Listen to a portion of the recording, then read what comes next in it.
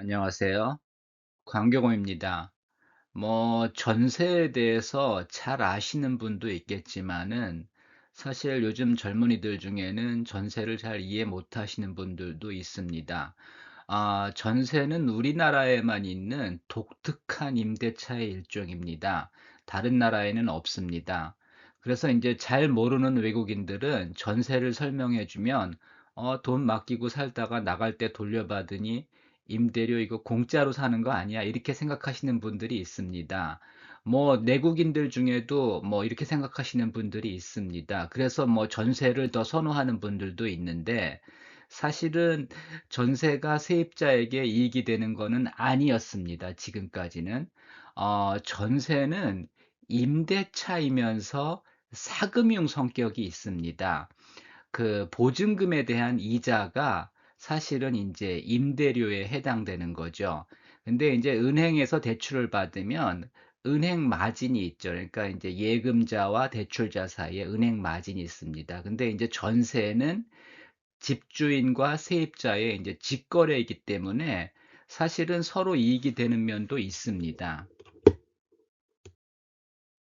전세는 조선시대 후기부터 비슷한 제도가 일부 있었다고 합니다. 근데 이제 전세가 본격화된 것은 1960 년대 이후고요.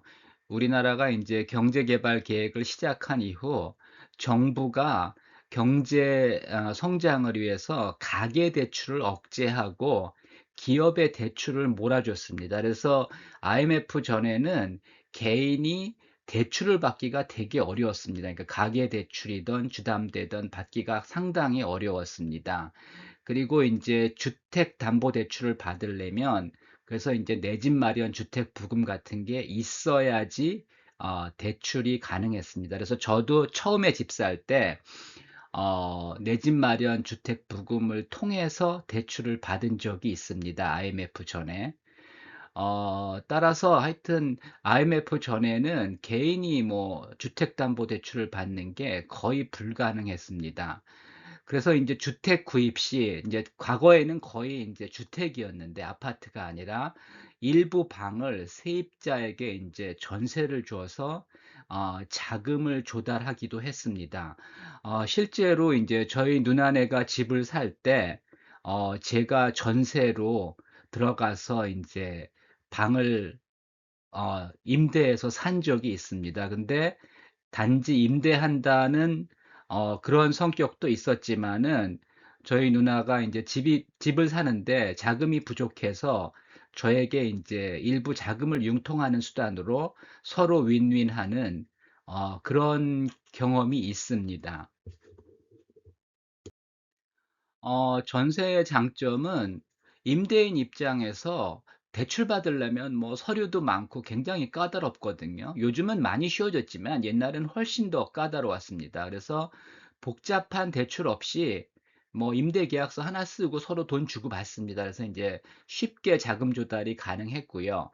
임차인은 인제 보증금만 있다면 월세 없이 만기까지 거주할 수 있었기 때문에 매월 월세 내는 부담이 없었기 때문에 사실은 임차인들이 전세를 많이 선호했었습니다. 사실 집값이 오르지 않는다면 전세는 임차인에게 상당히 유리합니다. 근데 우리나라 집값은 중간에 떨어진 적도 있지만 길게 보면 꾸준히 올랐죠. 그래서 집값이 오르면 재계약 시 인제 보증금도 올라서 세입자들이 보증금 싼 곳으로 인제 다시 이사 가는 그런 일들이 많이 있었죠. 그리고 인제 시세 차익이 생기면 집값이 올라서 시세 차익이 생기면 그 시세 차익은 온전히 임대인 몫이고요. 세입자들은 사실은 기회 이익을 상실한 건데 사실 그럼에도 불구하고 많은 세입자들은 전세를 선호해 왔습니다. 지난 수십 년간 우리나라 집값이 인제 폭등하면서 전세가 처음부터 그런 건 아닌데 인제 갭 투자 수단으로 인제 악용이 된 거죠. 그래서 인제 6억 짜리 집을 사서 4억 에 전세 놓으면 2억 으로 인제 갭 투자가 가능하죠. 수년 후에 인제 집값이 10억 이 되면 2억 투자로 인제 4억 을 버는 구조입니다. 그래서 인제 집주인들은 이런 식으로 계속해서 돈을 벌었는데 세입자는 사실은 돈 벌 기회를 상실해 왔던 겁니다. 집값이 오르지 않는다면 전세 끼고 집을 사서 임대할 이유가 없습니다. 집을 사서 전세를 놓으면 재산세 내야죠. 뭐 경우에 따라서는 종부세도 내야죠. 거기에 수리비도 내야죠. 중개수수료도 내야죠. 오히려 마이너스입니다. 그런데 인제 집값이 올랐기 때문에 집주인들도 인제 전세를 집을 사서 전세를 놓는 경우가 많이 있었죠. 그거를 뭐 갭 투자라고 하는데 과거에는 그런 말을 쓰지 않았지만 이제 요즘은 이제 그런 말을 많이 사용합니다. 수도권을 제외하면 이미 집값은 크게 상승하고 있지 않습니다. 그래서 굳이 그 집을 사서 전세를 놓을 이유가 별로 없습니다. 또 요즘은 은행 대출이 많이 쉬워져 가지고요. 가계 대출이 많이 쉬워졌죠. 그래서 이제 굳이 집을 사서 전세 놓을 이유가 없습니다. 그래서 오히려 요즘 집주인들은 은행 대출 받아서 이제 집 사서 월세를 받는 그런 구조로 이제 가고 있습니다. 그리고 이제 정부도 집값 상승을 막기 위해서 뭐 다주택을 규제하고 있고 다주택자에게 이제 양도세를 중과하고 있죠. 그래서 5월 10일부터는 다주택자, 조정 대상 지역의 이제 다주택자는 양도세를 중과하게 됩니다. 따라서 이미 전세는 크게 감소하고 있고요. 한 10년 후에는 전세가 거의 없어질 거라고 저는 전망하고 있습니다. 임대 중 전세 비중이 급격히 감소하고 있습니다. 2000년대 초만 해도 한 7-80%가 전세였는데 최근에는 뭐 한 3분의 1 정도만 전세라고 합니다. 그리고 아파트 단지별로 전세 물량이 뭐 하나 있을까 말까 이런 상황입니다. 그래서 이제는 집을 살 것이냐, 월세를 살 것이냐 결정을 해야 됩니다. 전세는 앞으로 구하기 굉장히 어려워질 겁니다. 전세 물량이 줄어들다 보니까 이제 전세 사기도 많이 늘고 있습니다. 특히 이제 갭 투자가 유행하면서 투기 목적으로 집을 사서 전세를 놓는 경우가 많아졌습니다. 근데 이제 집값이 오히려 하락할 경우, 집값이 계속 상승해 왔지만 중간중간 하락한 경우도 있습니다. 그럴 경우 이제 깡통 전세가 되는 경우가 많았고요.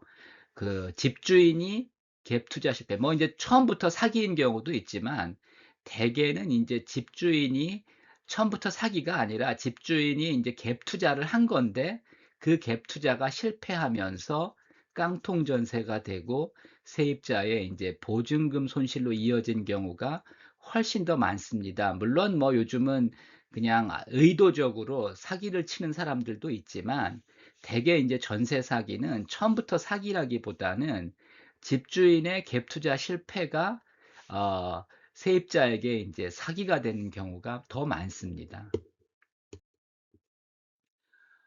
전세 사기 피하는 법은 일단 등기부등본에 집주인과 직접 계약을 해야 됩니다. 뭐 집주인이 바쁘다고 뭐 중개사가 대신하고 뭐 그 대리인이 대신하는 경우가 있는데 이런 경우는 이제 사고 위험이 높습니다. 그다음에 인제 현장 실사도 철저하게 해야지 현장도 안 가보고 계약하고 이러면 굉장히 그 사기당할 가능성이 높습니다. 뭐 당연한 거지만 대출이 많은 집은 이제 계약하면 안 되고요. 특히 신축 다가구 주택, 그 원룸이나 투룸이죠. 이게 더 위험합니다. 그래서 인제 신축 다가구 주택은 대출을 많이 받아서 인제 집을 짓습니다. 그리고 집주인이 인제 돈이 없다 보니까 전세를 많이 놓죠. 그런 상황에서 인제 집값이 하락하면은 깡통 전세가 되는 겁니다.